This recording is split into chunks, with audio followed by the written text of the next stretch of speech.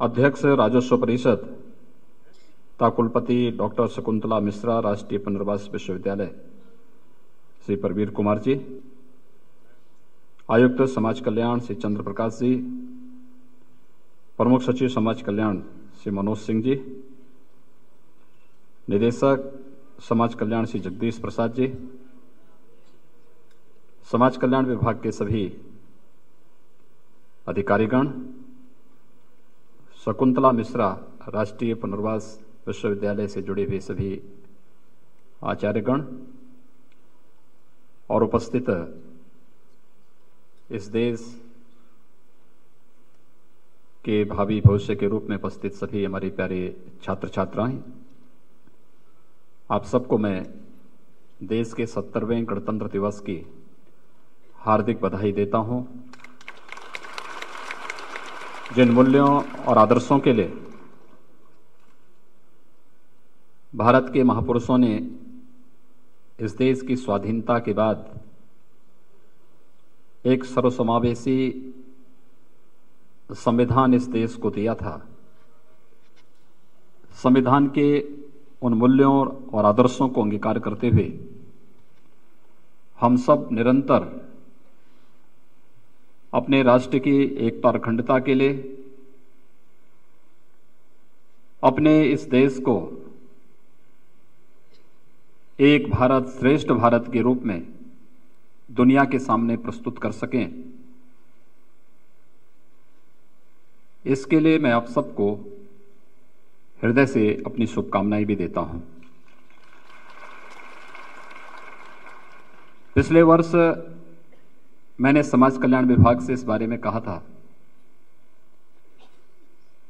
मैं अक्सर इस बात को देखता था कि हमारे अनुसूचित जाति, जनजाति या पिछड़ी जाति या फिर सामान्य वर्ग के छात्र छात्राएं अक्सर एक बात की शिकायत करते हैं कि समय पर हमें छात्रवृत्ति नहीं मिल पाती या शुल्क प्रतिपूर्ति समय पर नहीं हो पाती है। बहुत सारी बातें थी, व्यवस्था की कमी भी थी, बहुत सारी जगह इस मामले में समय पर आवेदन न करने की बात भी सामने आती थी, बहुत सारी जगह छात्र छात्राओं को परेशान करने की नियत से भी तमाम शरारतें होती थी। और इसलिए मैंने विगत वर्ष इस बारे में कहा था।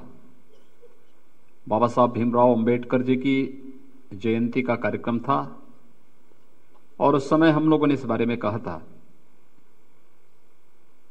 कि हमें तकनीक का बेहतर उपयोग करना चाहिए और हमारा प्रयास होना चाहिए कि वर्ष में 2 तिथियों पर, गांधी जयंती के अवसर पर 2 अक्टूबर को और जिस दिन इस देश ने अपना संविधान स्वीकार किया था, बाबा साहब डॉक्टर भीमराव अंबेडकर जी ने इस देश को एक सर्वसमावेशी संविधान दिया था, वह तिथि 26 जनवरी की है।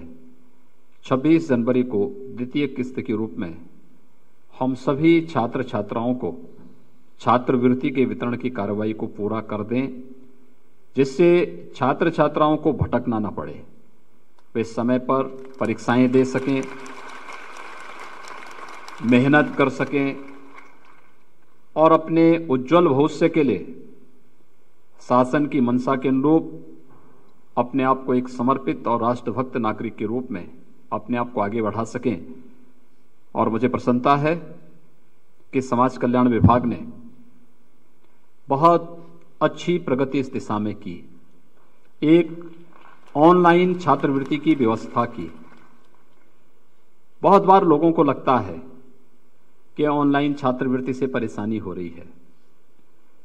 कोई भी अच्छी शुरुआत करेंगे, थोड़ी बहुत परेशानी होगी, लेकिन याद रखना, एक पात्र छात्र को, अनुसूचित जाति जनजाति के किसी भी पात्र छात्र को उसके हक से वंचित करने और उसके नाम पर गलत लोगों को, जो छात्र नहीं है या जहां पर छात्र के नाम पर फर्जी नाम रख करके लोग छात्रवृत्ति हड़पते थे, ऐसे लोगों को बेनकाब करने के लिए तकनीक बहुत बड़ी अच्छा उपाय है, जिससे हमारे अनुसूचित जाति, जनजाति, पिछड़ी जाति या सामान्य या अल्पसंख्यक छात्र छात्राओं का उनको अधिकार मिल सके।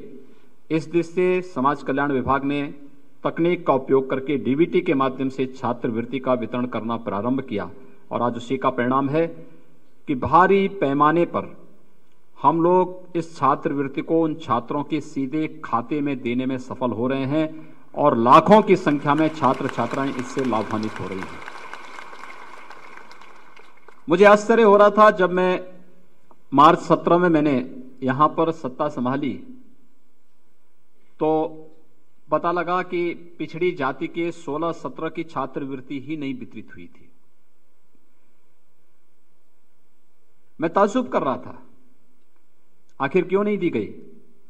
16-17 में लाखों छात्र छात्राओं को इससे क्यों वंचित कर दिया गया, अन्य तमाम छात्र छात्राओं को इससे वंचित किया गया था। और तब भी हमने इस बारे में कहा था कि हो सकता है किन्हीं कारणों से सरकार के स्तर पर अपेक्षित ध्यान न दिए जाने के कारण ये छात्रवृत्ति न मिल पाई हो, लेकिन हम लोग इसका बजट का प्रावधान करेंगे और हम लोगों ने 16-17 का भी और 17-18 की भी छात्रवृत्ति विगत वर्ष एक साथ वितरण करने की कार्रवाई प्रारंभ की। और विगत वर्ष हम लोगों ने जहां इस राशि को 21 लाख से बढ़ा करके 23 लाख किया, वहीं इस वर्ष भी यह संख्या 2 लाख और अतिरिक्त बढ़ रही है और वह इस बार 25 लाख अनुसूचित जाति जनजाति के छात्र छात्राओं को एक साथ एक पेंशन का वितरण यहां पर किया जा रहा है। यह छात्रवृत्ति एक साथ हम लोग दे रहे हैं। इस छात्रवृत्ति के पीछे की भावना भी स्पष्ट है कि वह अब बीच में कोई मीडिएटर नहीं रहेगा। प्रधानमंत्री जी जिस बात को कहते हैं कि हम लोग तकनीक का बेहतर उपयोग करके भ्रष्टाचार पर जोरदार प्रहार कर सकते हैं। पहले छात्रवृत्ति के नाम पर क्या कुछ नहीं होता था। विद्यालयों में, विभागों में, चाहे वह जनपद स्तर के हों या किसी भी स्तर के, हर जगह उस छोटी सी राशि के लिए भी लोग वहां पर टूट पड़ते थे, छीना झपटी करते थे, जबरदस्ती हकों पर डकैती डालने का कार्य करते थे। और इसलिए आज सीधे पैसा उनके खाते में जाए, इससे कुछ लोगों को परेशानी तो होगी, लेकिन हमारे 25 लाख अनुसूचित जाति जनजाति के वे छात्र छात्राएं सीधे जब इस योजना से लाभान्वित होंगे तो उनके जीवन में एक परिवर्तन होगा और वे लोग अपने भावी भविष्य को और उज्जवल करने में सफल हो सकते हैं। इस दृष्टि से यह योजना बहुत महत्वपूर्ण है। मैं समाज कल्याण विभाग को डीबीटी के माध्यम से समयबद्ध ढंग से कि 2 अक्टूबर को भी और आज 26 जनवरी को भी एक बापू की जयंती है और एक आज की तिथि इस देश के संविधान को, जो संविधान बाबा साहब भीमराव अंबेडकर ने बहुत मेहनत के साथ तैयार करवाया, आज के दिन पर देश ने संविधान को स्वीकार किया, जिस संविधान के बल पर भारत दुनिया का सबसे बड़ा लोकतंत्र बनने में गौरव की अनुभूति करता है, जिस संविधान ने इस देश के प्रत्येक नागरिक को एक समान मताधिकार की स्वतंत्रता दी, जिस संविधान ने इस देश में जाति, मत, मजहब, संप्रदाय, भाषा, क्षेत्र, लिंग के आधार पर भेदभाव को समाप्त करके इस देश में राजा हो या रंग, समाज के किसी भी तबके का हो, किसी भी जाति का हो, हर एक व्यक्ति को एक समान अधिकार दिया।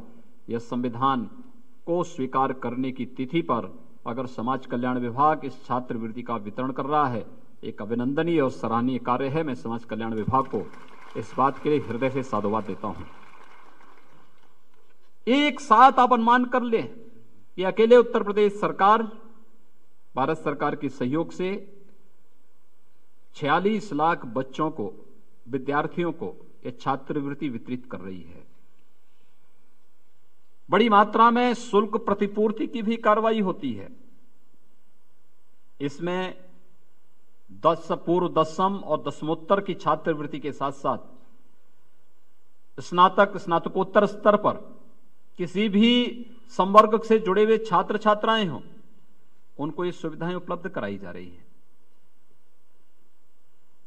जो लोग गरीबी के कारण पढ़ लिख नहीं पाते थे, स्कूलों में नहीं जा पाते थे, कॉलेजेस में नहीं जा पाते थे, इंजीनियरिंग की पढ़ाई नहीं कर पाते थे, मेडिकल की पढ़ाई या पैरामेडिकल का कोई पाठ्यक्रम में भाग नहीं ले पाते थे, नर्सिंग की पढ़ाई नहीं कर पाते थे, सरकार छात्रवृत्ति और शुल्क प्रतिपूर्ति के माध्यम से उन्हें आगे बढ़ने के लिए एक मंच दे रहा है। और ये मंच इसलिए दे रहा है कि जैसे भारत का संविधान हम सबको भारत के प्रति, अपनी मातृभूमि के प्रति, अपने संविधान के प्रति, अपने विधान के प्रति, अपने निशान के प्रति समर्पित होने का भाव हमारे अंदर पैदा कर रहा है, वही सरकार भी यही आपसे अपेक्षा रखती है। सरकार अगर स्कॉलरशिप दे रही है तो इस बात को लेकर के कि हम भी अपनी मातृभूमि के प्रति, अपने इस देश के प्रति, अपने इस प्रदेश के प्रति अपने उत्तरदायित्वों को कभी विस्मृत न करें, बल्कि हम भी उसके प्रति कुछ कर सकें।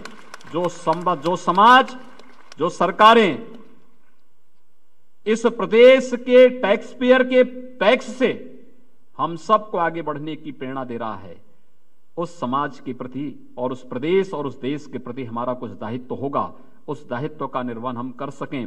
इस दृष्टि से आज का समारोह यहां पर हो रहा है। पहली बार समाज कल्याण विभाग इस बृहद स्तर पर इस प्रकार के कार्यक्रम को कर रहा है, जहां पर सामूहिक रूप से पूरे प्रदेश के अंदर छात्रवृत्ति वितरण हो रहा है। मैं जानता हूं, देखता हूं, 2 वर्ष पहले मैं भी एक सांसद के रूप में, एक जनप्रतिनिधि के रूप में इस बात को देखता था। छात्र छात्राएं मेरे पास अक्सर आती थी कि हमारी छात्रवृत्ति नहीं मिल पा रही है। वे भटकते थे, उन्हें दर दर की ठोकरें खानी पड़ती थी। कहीं विद्यालय उनका शोषण करता था, कहीं पर जनपद स्तर पर समाज कल्याण विभाग के द्वारा तमाम प्रकार से प्रताड़ित और परेशान किया जाता था। और मेरा मानना है आज के समारोह उन सब के लिए एक नई प्रेरणा का केंद्र बिंदु होगा। जो लोग आने वाले समय में चाहते हैं कि किसी का शोषण न हो, किसी के साथ भेदभाव न हो, किसी के साथ किसी भी प्रकार का कहीं भी कोई भ्रष्टाचार के लिए कोई जगह न हो, उस दृष्टि से आज का एक कार्यक्रम अत्यंत ही एक सराहनीय पहल है कि हम सार्वजनिक रूप से उन सभी छात्र छात्राओं को उनकी छात्रवृत्ति आज एक साथ उपलब्ध कराने का कार्य कर रहे हैं। और जो हम लोगों ने कहा था कि छात्रवृत्ति वितरण की 2 तिथि तय हो जाए, एक गांधी जयंती के दिन और एक गणतंत्र दिवस के दिन। इस दिन हम व्यापक स्तर पर करें, उसके बाद अगर कहीं कोई कागजी खाना पूर्ति की स्थिति रहती है, बचे हुए लोगों को हम फिर एक समय सीमा के अंदर इस छात्रवृत्ति का वितरण कर लें। लेकिन ज्यादातर लोगों को इन 2 तिथियों पर यह राशि मिल जाए, जिससे फिर वह छात्र छात्रा पूरी तन्मयता के साथ अपने पठन पाठन के कार्यक्रम के साथ जुड़ सके और अपने देश के लिए, अपने प्रदेश के लिए, अपने समाज के लिए कुछ कर सके।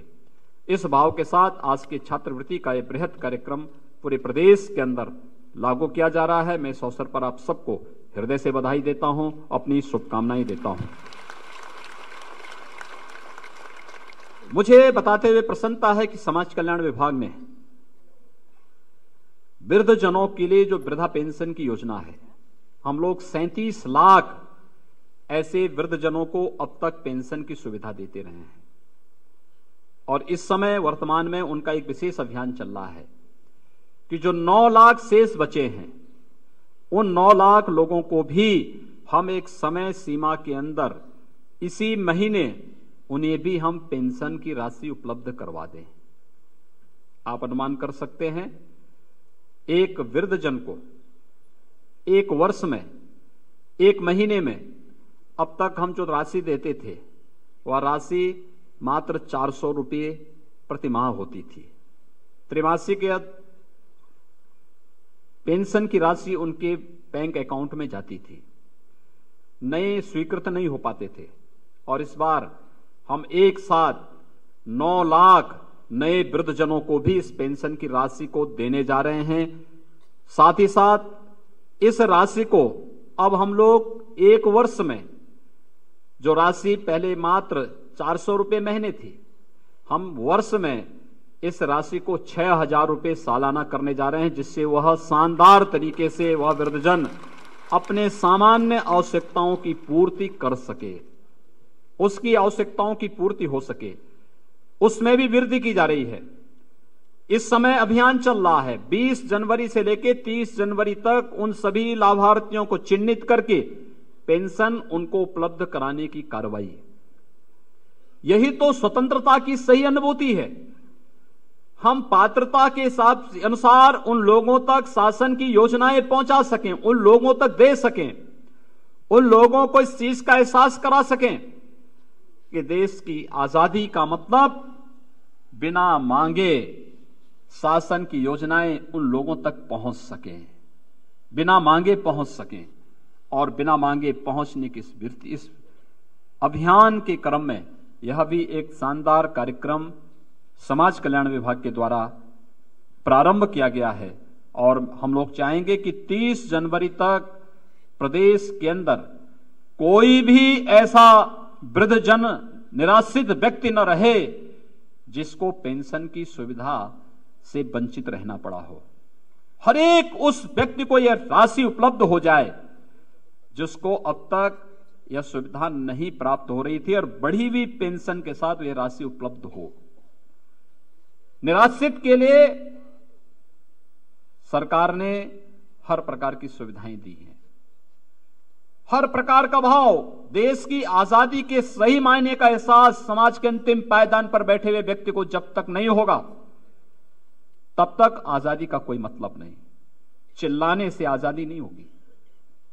इसका एहसास उन लोगों को अंतःकरण से भी होती हुई दिखाई देनी चाहिए। और प्रधानमंत्री जी इसी बात को लेकर के बार बार आह्वान करते हैं। इसी बात को लेकर के उन्होंने अभियान चलाया। जनधन योजना में देश के अंदर जिन आजादी के बाद जिन परिवारों के पास अपने बैंक में खाते नहीं थे, ऐसे परिवारों को बैंक में खाता खुलवा देना। पहले आप बैंक में जाते थे, बैंक वाला कहता था 1,000 रुपया जमा करिए तब आपका बैंक का अकाउंट खुलेगा। प्रधानमंत्री मोदी जी ने कहा नहीं, बैंक में अकाउंट हर गरीब का खुलना चाहिए, 0 बैलेंस पे खुलना चाहिए। और बैंक अकाउंट अगर खुल गया है, दुर्भाग्य से परिवार में उस सदस्य की मौत हो गई, तो उस बैंक अकाउंट के आधार पर उस परिवार को 2 लाख की बीमा की सुविधा भी प्राप्त होगी। बैंक अकाउंट खुल गया, पैसा एक भी नहीं, अगर उस परिवार को उस बैंक अकाउंट के आधार पर 5,000 रुपए की क्रेडिट की सुविधा चाहिए, तो बैंक अकाउंट के आधार पर उसे सुविधा प्राप्त हो सकती है। कहां होता था पहले? तो बैंक अकाउंट नहीं खुलता था। हम लोग देखते थे किसी व्यक्ति को कोई मुआवजा 500 रुपए 700 रुपए मिलता था, बैंक में जाता था तो बैंक वाले कहते थे पहले 1,000 रुपया लेकर आओ, बैंक अकाउंट खोलो, तब तुम्हारा पैसा जमा हो पाएगा। अरे जिसने 1,000 रुपया देखा नहीं है, वह व्यक्ति कहां से 1,000 रुपया ला करके अकाउंट खोलेगा? और तब फिर वहीं पर फिर लेन देन शुरू होता था। कहते थे भाई 700 रुपया है, 700 रुपये में काम करो, 400 रुपये हम तुम्हें देते हैं, 300 रुपया हमें दे दो, और उसके बाद फिर तुम्हें चेक हम भुनवा लेते हैं। लेकिन आज ऐसा नहीं है। आज तो आपका अकाउंट खुल गया है, आपको 500 रुपया हो, 700 रुपया हो, 100 रुपया हो या 1 लाख रुपया, ये सीधे पैसा आपके अकाउंट में जाएगा। कोई लेन देन नहीं, वो पैसा 100% आपके पास जाएगा। बीच में कोई भी भ्रष्टाचार नहीं, कोई लीकेजेज नहीं, किसी प्रकार की कोई डकैती नहीं। यह कार्य अगर हुआ है मोदी जी के कारण। आज 36 करोड़ से अधिक ऐसे बैंक अकाउंट खुले हैं, ऐसे परिवारों को आजादी के बाद जिन्होंने बैंक की शकल नहीं देखा था, उन्हें देश की बैंक की सुविधाओं के साथ जोड़ने का कार्य। और इसमें भी अकेले समाज कल्याण विभाग जो बता रहा था कि 10,000 करोड़ रुपए अकेले समाज कल्याण विभाग ने डीबीटी के माध्यम से उन खातों में धनराशि भेजी है। पेंशन की राशि या छात्रवृत्ति की राशि या छात्र प्रतिपूर्ति की राशि 10,000 करोड़ रुपए अकेले एक विभाग एक वर्ष में भेजता है। अनुमान करिए उत्तर प्रदेश के अंदर सभी विभाग अगर इस राशि को देते होंगे तो कितनी बड़ी राशि जाती होगी। कितने बड़े भ्रष्टाचार को रोका है डीबीटी ने। और हमारे उन गरीब भाइयों बहनों ने अकाउंट खुलने के बाद एक एक पैसे को बचाना प्रारंभ किया। एक एक पैसे को बचाने का परिणाम क्या हुआ कि आज उसी बैंक अकाउंट में जिसमें एक भी पैसा नहीं था, आज लगभग 90,000 करोड़ रुपए की एक बड़ी पूंजी जमा है उन सभी अकाउंट में, जिन्हें हम कहते थे कि पैसा नहीं। आज 90,000 करोड़ रुपए से अधिक की धनराशि उन बैंक के खातों में जमा है। लोगों के जीवन में परिवर्तन हुआ है। मैं सोनभद्र गया था। सोनभद्र में प्रधानमंत्री आवास योजना, साथ साथ जिन परिवारों को कभी कोई योजना, किसी योजना से लाभ नहीं मिला, हम लोगों ने मुख्यमंत्री आवास योजना भी प्रदेश के अंदर लागू की। और हम लोगों ने इस बात को कहा कि थारू जनजाति है, वन्य गांव हैं, मुसहर जाति से जुड़े हुए लोग हैं, कोल हैं या अन्य जो ट्राइब्स हैं, 100% इनको आवास उपलब्ध करवाया जाए। कोई व्यक्ति छूट नहीं पाए। अगर जमीन का टुकड़ा नहीं है, जमीन का पट्टा करके उन्हें एक आवास जरूर उपलब्ध करवा दिया जाए। और मैं सोनभद्र में गया था। सोनभद्र में मुसहर टोली थी, एक बहुत छोटी बस्ती थी मुसहर जाति के लोगों की। हम लोगों ने प्रधानमंत्री आवास योजना में एक आवास वहां उपलब्ध कराया था। एक परिवार को, काफी लोगों को आवास मिले थे, मैं एक परिवार में चला गया था। आवास, प्रधानमंत्री आवास योजना में हम लोग 1.5 लाख रुपए ग्रामीण क्षेत्र में देते हैं और 2.5 लाख रुपए शहरी क्षेत्र में। लेकिन ग्रामीण क्षेत्र में 1.5 लाख रुपए के साथ ही 12,000 रुपए शौचालय के लिए अलग से देते हैं। मनरेगा की मजदूरी में 15,000 से अधिक राशि उन्हें मनरेगा की मजदूरी से अतिरिक्त मिल जाती है। तो जब मैं उस एक परिवार के पास गया उसके घर को देखने के लिए, तो उन्होंने 2 कमरे बनाए थे, किचन बनाया था, अलग से टॉयलेट भी बनाया था। तो मैं उस परिवार में गया, मैंने उनसे कहा, मैंने कहा भी पैसा तो हम लोगों ने केवल 1.5 लाख रुपया दिया है, मनरेगा से कुछ राशि दे दी गई, या फिर शौचालय के लिए अलग से दिया, आपने शौचालय अलग से बना दिया। 1.5 लाख भी पूरी राशि नहीं थी, 1,20,000 राशि जोड़ करके वहां तक पहुंचती है। आखिर इतना बड़ा मकान कैसे आपने बना दिया?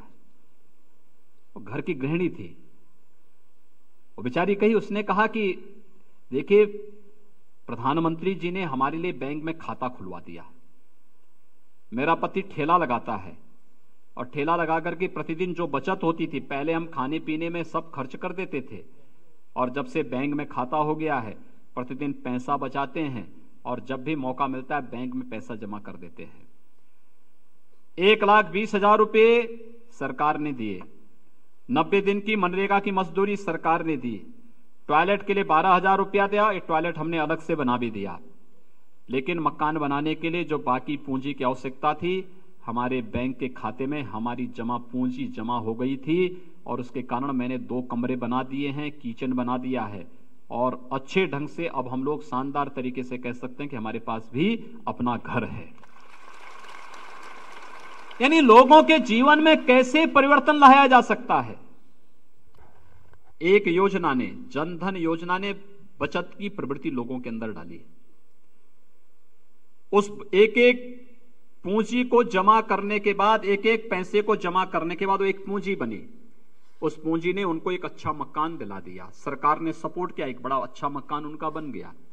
एक गरीब के पास जो पहले झोपड़ी में रहते थे, टूटा मकान था, कच्चा मकान था, बरसात में भय होता था, चोरी डकैती का भय अलग से होता था, असुरक्षा का अलग से, तूफान में कब कौन सी दुर्घटना हो जाए, आज उस परिवार के पास एक अच्छा मकान हो जाए।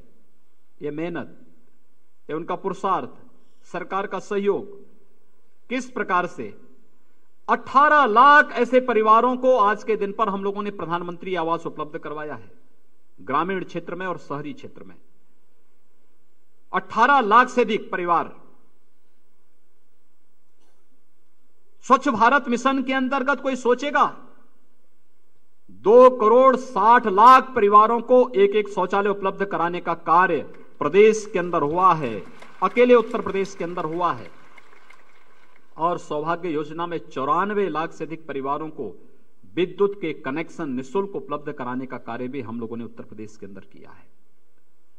यानी संविधान के उन भावनाओं को, मूल भावों को, कि हम शासन की योजना में कोई भेदभाव नहीं करेंगे।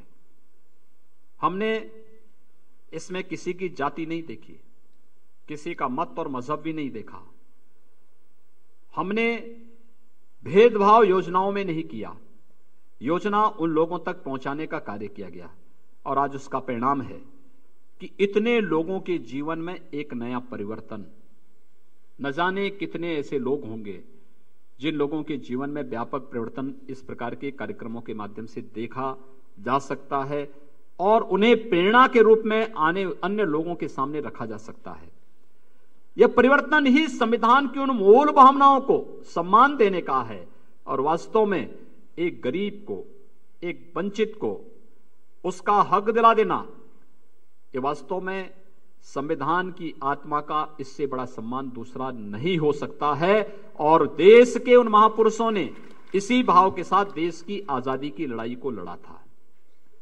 समाज कल्याण विभाग इस दिशा में जो प्रयास कर रहा है, चाहे वह वृद्ध सेवाश्रम के माध्यम से, चाहे वह ग्रामीण क्षेत्र में संचालित आश्रम पद्धति के विद्यालयों के माध्यम से, उस व्यापक परिवर्तन के इस नए दौर के साथ गुजर रहा है जहां एक कार्यक्रम आगे बढ़ रहा है।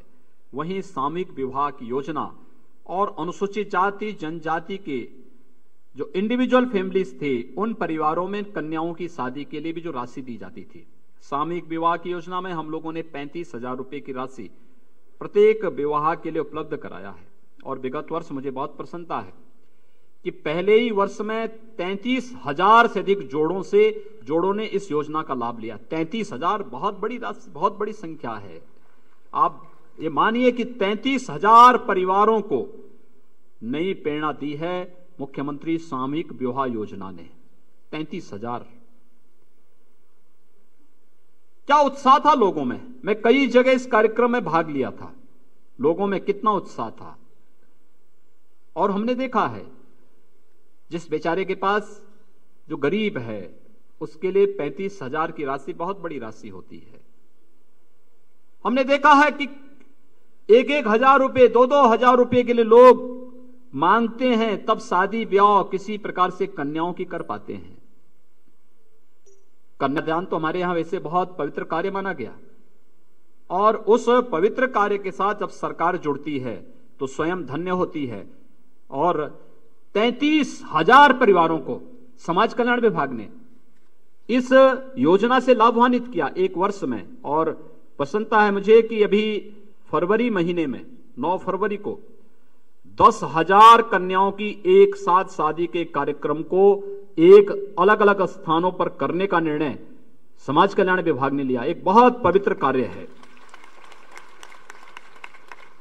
इसी प्रकार से अन्य तमाम कार्यक्रमों को हम लोगों ने छात्रवृत्ति की दर में वृद्धि करते हुए 2250 वार्षिक के स्थान पर 3,000 वार्षिक भी किया है। 2 लाख की जो सीमा थी वार्षिक, इसमें कम छात्र लाभान्वित होते थे। हमने कहा कि नहीं, इसको 2.5 लाख का करो और 2.5 लाख का भी इसे कर दिया गया है, जिससे 25 लाख छात्र अनुसूचित जाति जनजाति के एक साथ इससे लाभान्वित हो रहे हैं। आज मुझे अत्यंत प्रसन्नता की अनुभूति हो रही है कि प्रदेश के अंदर लाखों छात्र छात्राएं इन योजनाओं से एक साथ लाभान्वित हो रहे हैं। मुझे लगता है कि इससे उपयुक्त अवसर दूसरा नहीं हो सकता था। जब बाबा साहब भीमराव अंबेडकर के द्वारा रचे गए संविधान को स्वीकार करने की तिथि और उसके भी 70वें वर्ष में जब इस संविधान स्वीकार करने का ये दिन है, उस तिथि पर उत्तर प्रदेश का समाज कल्याण विभाग एक साथ छात्रवृत्ति का वितरण पूरे प्रदेश के अंदर छात्र छात्राओं को कर रहा है। मैं इस अवसर पर आप सबको हृदय से बधाई देता हूं, अपनी शुभकामनाएं देता हूं और विश्वास व्यक्त करता हूं कि पूरे प्रदेश के अंदर हर छात्र छात्रा प्रदेश और केंद्र सरकार की योजनाओं का लाभ लेगा। आप सबके प्रति सामूहिक विवाह की राशि हम लोगों ने, जो राशि अभी 35,000 है, इस राशि को हम लोग 51,000 करने जा रहे हैं और मुझे लगता है बहुत लाभ इस योजना का हुआ है और आने वाले समय में भी होगा। इसमें धनराशि की कमी नहीं आएगी, क्योंकि मैंने बहुत नजदीक से देखा है कितने गरीबों के चेहरे पर खुशहाली इसके माध्यम से मैंने देखी है। इस राशि को हम इस रूप में आगे बढ़ाएंगे। आज के इस अवसर पर मैं एक बार पुनः आप सबको हृदय से इस छात्रवृत्ति वितरण कार्यक्रम के अवसर पर बधाई देता हूं। आप सबको गणतंत्र दिवस की शुभकामनाएं देता हूं और विश्वास करता हूं शासन की योजनाओं को हम लोग इसी प्रकार से समाज के अंतिम पायदान पर बैठे हुए व्यक्ति तक पहुंचाएंगे। आप सबके प्रति मेरी शुभकामनाएं। धन्यवाद। जय हिंद। बहुत बहुत धन्यवाद माननीय। एक बार जोरदार तालियां माननीय मुख्यमंत्री जी के लिए। और अब वक्त है माननीय सभी